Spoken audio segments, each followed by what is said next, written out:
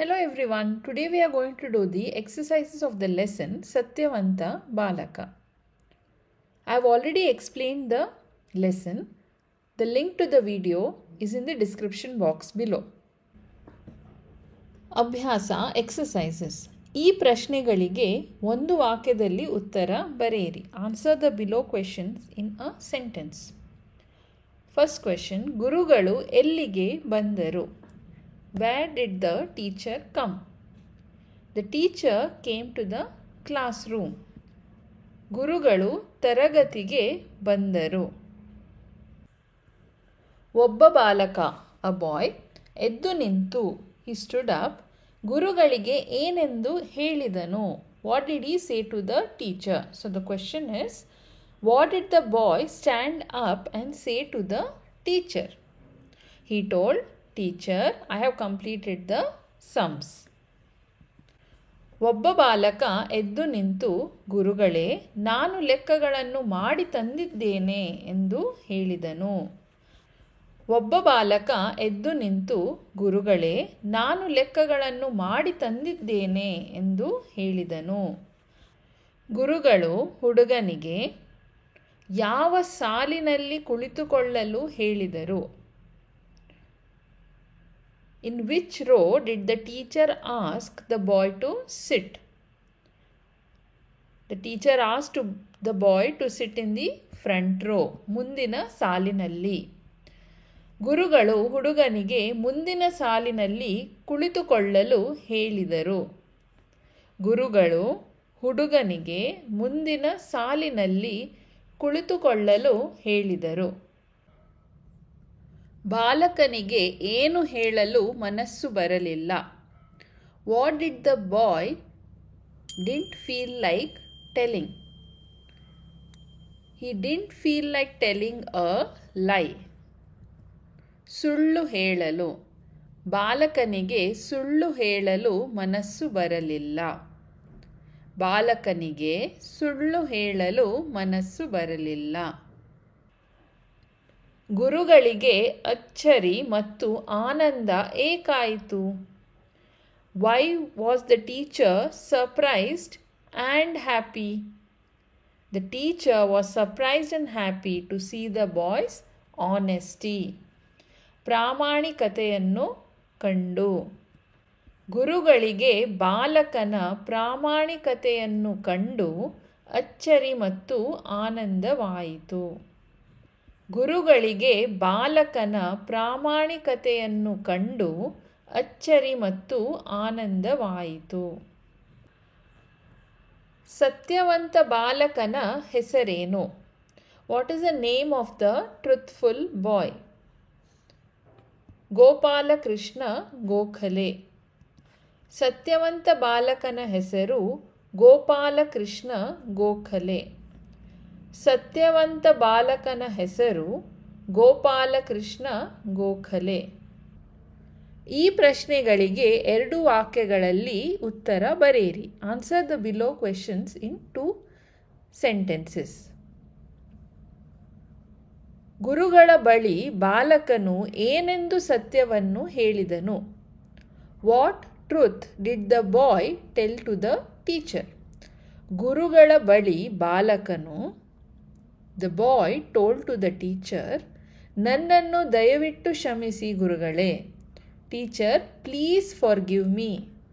ನಾನು ಲೆಕ್ಕಗಳನ್ನು ಸ್ವತಃ ಮಾಡಿಲ್ಲ.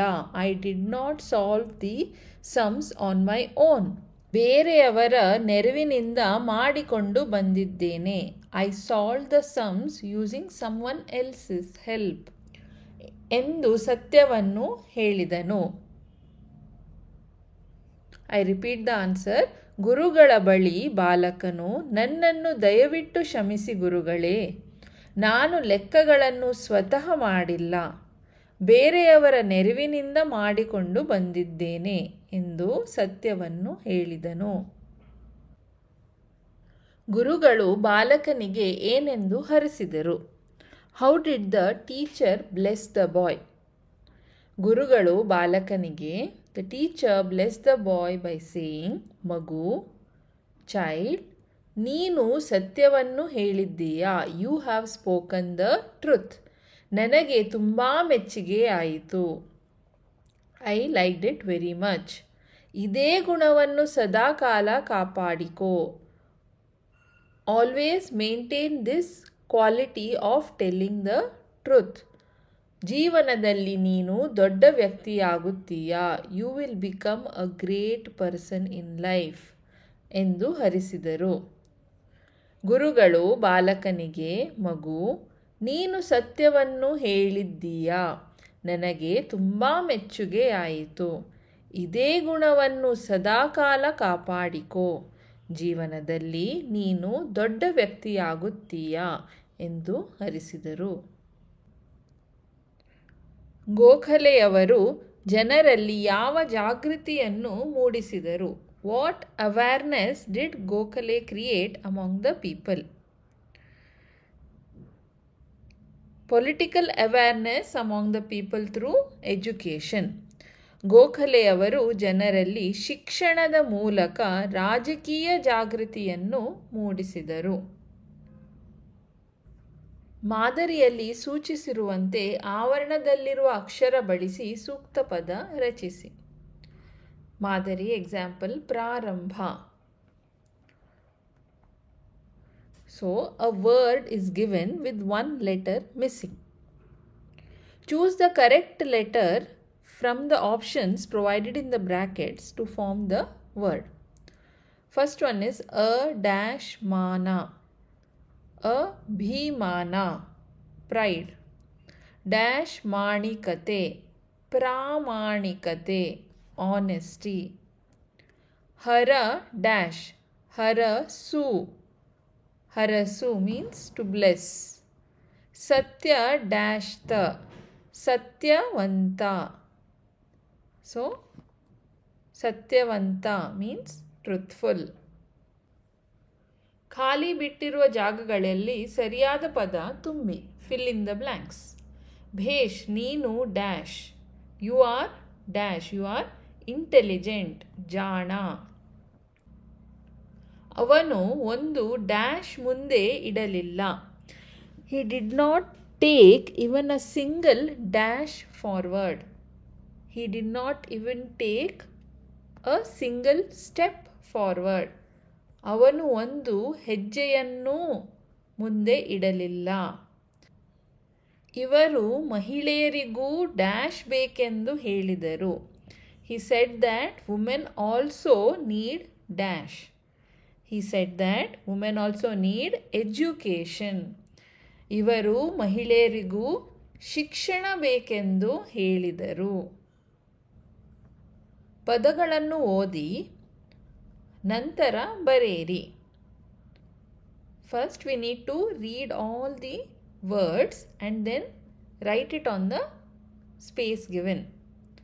ಸದ್ದು, ಮಕ್ಕಳು, ಮನಸ್ಸು, ಕ್ಷಮಿಸು, ಗುಣವನ್ನು, ಅಚ್ಚರಿ, ನಿಲ್ಲಿಸಿ, ಲೆಕ್ಕಗಳು, ಸಾಲಿನಲ್ಲಿ, ದಯವಿಟ್ಟು, ಸ್ವತಃ, ಪ್ರಜೆಗಳು, ಪಾಠವನ್ನು, ಕಣ್ಣುಗಳು, ಇಷ್ಟ, ಸುಳ್ಳು, ಸತ್ಯವಂತ, ಸಕ್ರಿಯ.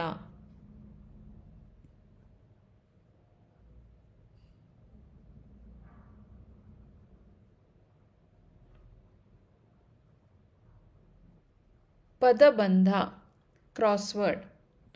ಸುಳಿವು ಆಧರಿಸಿ ಬಿಟ್ಟ ಅಕ್ಷರ ಬರೆಯಿರಿ. Write the missing letter based on the clues given below.